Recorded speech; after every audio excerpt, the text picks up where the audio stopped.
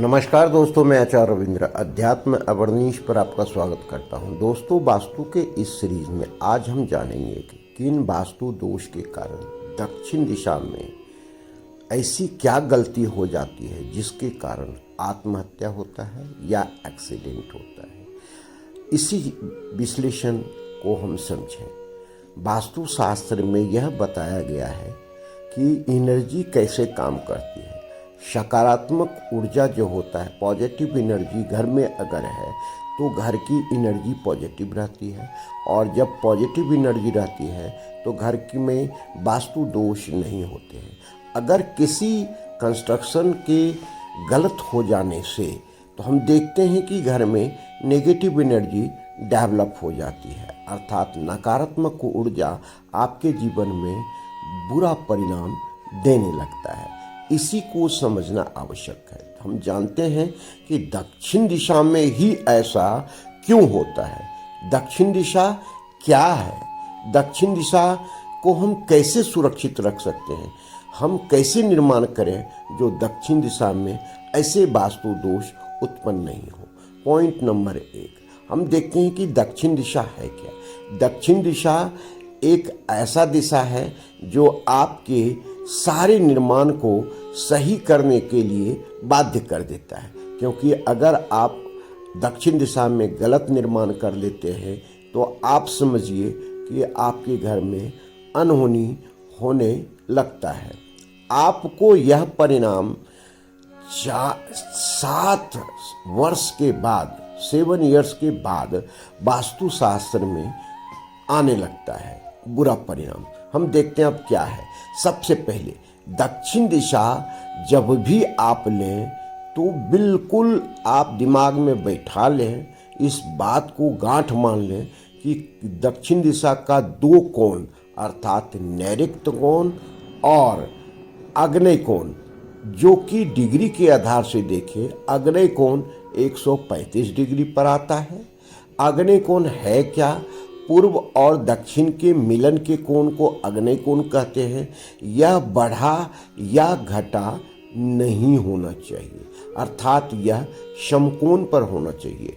इसका जो है सो कोण बिल्कुल 90 डिग्री पर आना चाहिए। दूसरा, नैऋत्य कोण। नैऋत्य कोण क्या है, इस चीज़ को समझें। नैऋत्य कोण जो दक्षिण और पश्चिम के मिलन का कोण है, और यह 225 डिग्री पर आता है। कभी भी इस कोण का बढ़ना या घटना नहीं होना चाहिए। यह निश्चित रूप से आपको बुरा परिणाम देगा। दूसरी बात, दूसरी कंस्ट्रक्शन की स्थिति को देखें कि यहाँ पर कभी भी आपका septic tank, underground water tank, boring नहीं होना चाहिए, किसी कीमत पर नहीं होना चाहिए। तो आप समझिए कि यह दोनों जगह के लिए है, नैऋत्य कोण के लिए भी और आग्नेय कोण के लिए। तीसरी बात, यहाँ का कलर कभी भी आपका नीला कलर या ब्लैक कलर नहीं होना चाहिए। इस ऐसे कलर होने से इसका बुरा परिणाम आपको भोगना पड़ता है।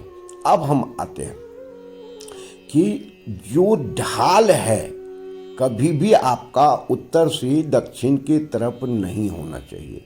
ऐसा होने से निश्चित रूप से आपके घर में इसका प्रभाव गलत आता है।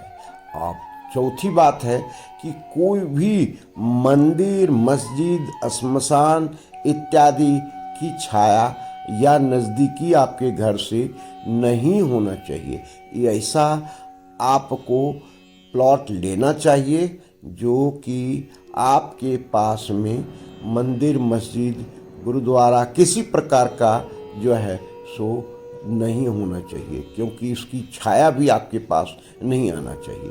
तो ये जो वास्तु दोष है जो दक्षिण दिशा में बहुत ही गलत परिणाम देता है।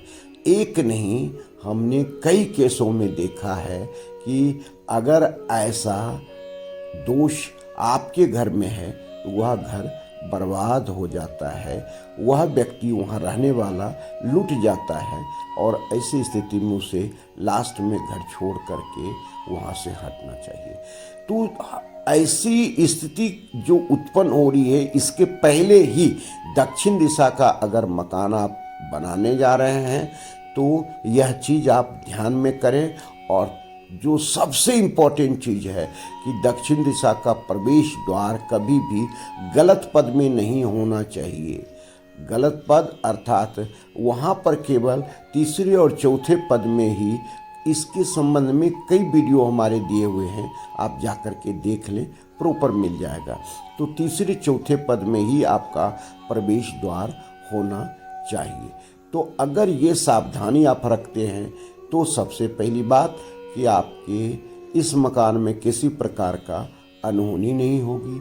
अगर आप इसका निर्माण जो दोष हम बता रहे हैं उसके अनुसार हो गया तो निश्चित रूप से आपके घर में वास्तु दोष के कारण अनहोनी होगी, आपका एक्सीडेंट हो सकता है, लोग आत्महत्या करेंगे और लोग जो है बीमार रहेंगे। धन्यवाद, फिर मिलते हैं अगली वीडियो में। धन्यवाद।